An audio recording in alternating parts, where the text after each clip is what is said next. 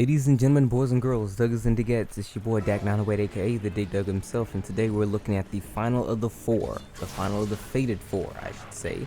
We're looking at Glavenus or Glavenus, or I don't really care how you pronounce it. I don't really care how I pronounce it. I actually still like calling him Dino Valdo, which was the, I think, like the fan translation back in like Monster Hunter Cross or whatever. I don't know, probably because it's just easier to say for me. I don't know. I am illiterate. Okay, needless to say. That's why I have a huge problem pronouncing things.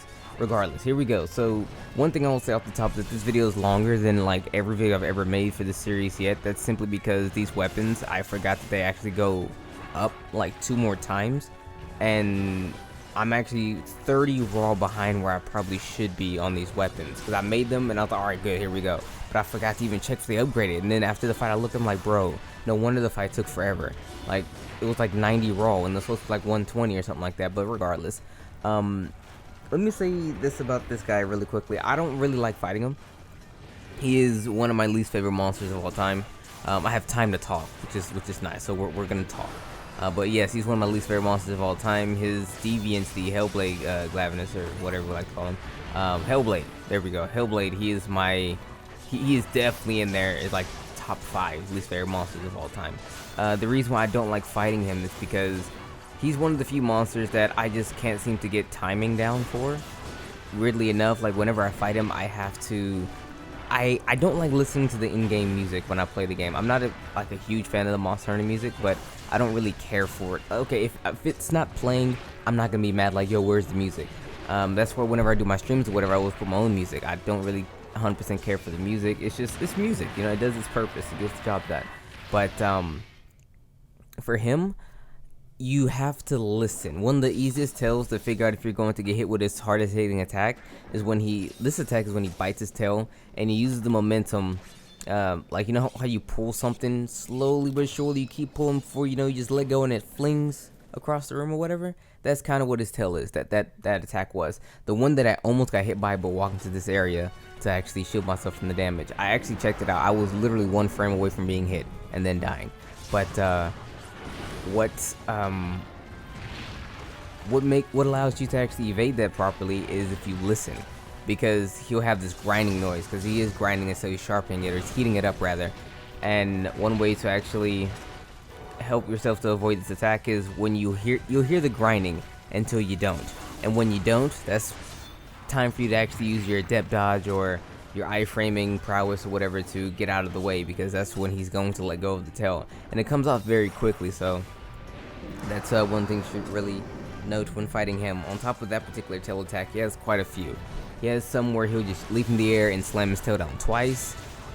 He has some where it's a weird attack, like he'll cock the tail back a little bit and then he'll plunge it downwards. The thing is, it has a funky hitbox. I like to say it's like an overhead, where you have to be blocking 100% properly to not get hit with it. A lot of times I still get hit with it because I'm facing a certain way when I block or whatever. It's kind of a difficult moves to block. It's just weird. The hitbox on it is kind of wonky. I wish I just knew more about it. I just personally can't not evade, but I can't really block it too well.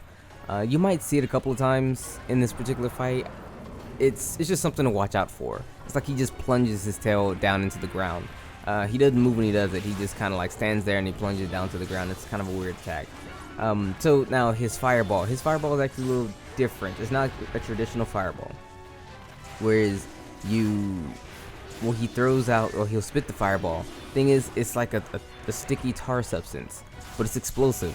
So it like sticks to the ground, and if you've been watching a couple of times now, he'll do it, and then I'll do my brave evade or whatever, and then because of the way the brave effect actually works, I will actually run into I'll evade the initial fireball coming out of his mouth, but then because this sticks on the ground, I run into it again and still get blown up. So you want to be careful when using the brave dodge when it comes to that particular move, because you can still get hit with it. And you'll be like, dude, what the heck? Well, it's because the attack itself is still active, because it has 2 different forms. Like the actual ball coming out of his mouth is one attack, but once it hits the floor, it takes on new properties, allowing you to still be hit by it, because it's a new form of attack on the ground. and you didn't evade through that. You only evaded through the initial fireball, so be careful when doing that. I want to say the same goes for Adept, but the thing with Adept though is you can actually use directional input to actually dictate where you're actually going to dodge from, so you just would dodge to the sides or whatever. A couple more attacks that he has. I guess you can just, you know, they're your standard fare. Those that I've talked about is, for the most part, his signature attacks. The ones you should definitely avoid. Other stuff that he has is just, you know, he'll run up, he'll bite you. He'll run up, he'll like swing at you. He'll run up, he'll tailspin, you know. Simple things like that. So not a huge issue there. Once you actually understand his signature moves, you should be okay when it comes to his other stuff. But let's move over and let's talk about his weaknesses and whatnots.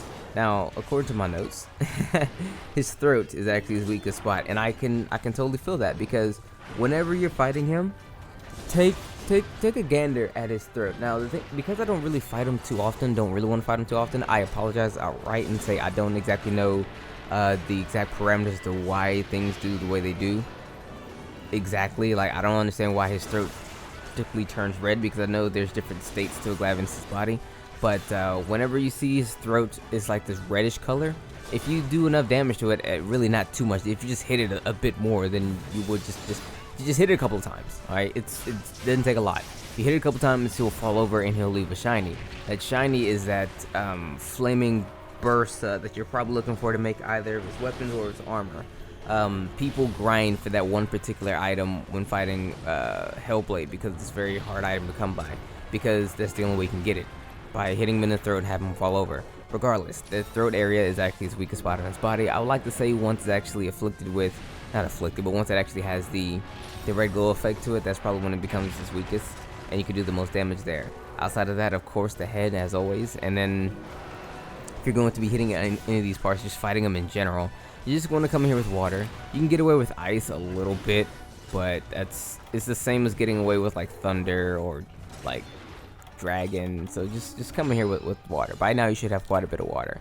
I only really like to fight him with dual blades because it gives me a bit more mobility. I can actually evade a little bit more, but the weapon of choice that I recommend is literally whatever you're really comfortable with. You play this game long enough already to actually understand that, well, this is my favorite weapon, or I can use this weapon very adequately, you know, things like that. You should want to stay mobile though, because lancing him is kind of an issue, because a lot of his attacks do a lot of chip damage and have a lot of knockback. So you're gonna guard the attack, but you won't be free to act until after he's free to act. So you're already behind. So you might have to take another hit again, just because he really didn't like me to play when I use lance. So maybe if you use like Adept lance, maybe even Brave lance, you might actually have a bit more opportunity to play, which should be fine.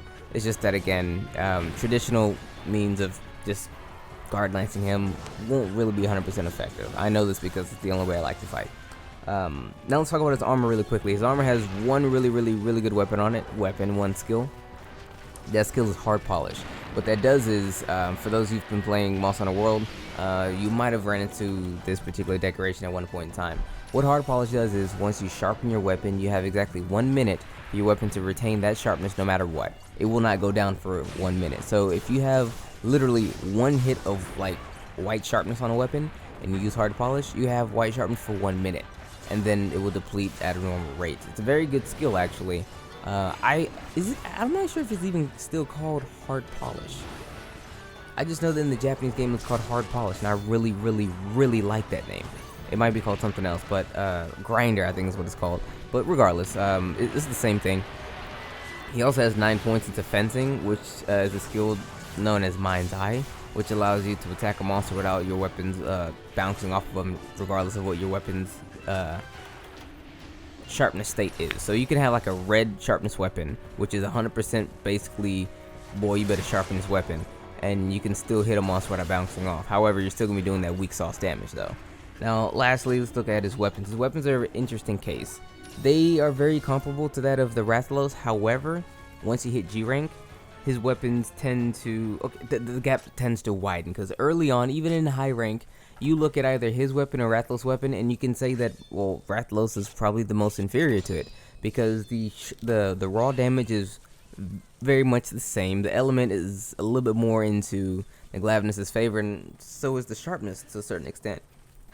However, because Rathalos is the flagship of the entire series, he gets a power bonus later on. So in G rank, his raw is anywhere between 330 to 340, where Glavenus stays at around like 320. So, and with the element being roughly the same and the sharpness being a little less on the Rathalos department, Glavenus edges out on the sharpness and the element just by a tad, but 20 more points to raw is a big deal. So his stuff is very useful early on. I would recommend his stuff if you don't want to fight Rathalos or you don't have any Rathalos stuff. However, though, Rathalos stuff eventually will come back and take its throne, because, you know, that's just how it goes down. But anyway, that's pretty much everything there is to really know about. Well, I mean, there's lots more to know. I should probably not say that. There's lots more to know about this particular monster. However, this is how I like to teach my people. Give you guys a little bit of a sample, so that way you kind of have an understanding what's about to go down. And then once you actually go into the fight, since every fight is absolutely different, you can develop your own skills as you progress through the ranks as well. So that way you can understand and adapt to things at a better rate, giving you a little bit of information that you actually need, the critical stuff that you need, and allow you to develop your own style as you continue. Is basically how I like to teach people.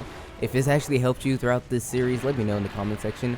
I know that in a couple of videos before, a couple of you actually expressed how they said I'm one of the few YouTubers, if not the only YouTuber, that actually gives out this type of information, this advice to people, and that actually warmed my heart to a massive degree. I actually, like, I was close to tearing up. Let's put it like that. I'm like, yo, this is the love that I actually like. Like, this is the stuff that keeps me wanting to make these videos. I know, rather, I'm not making them as fast as I used to.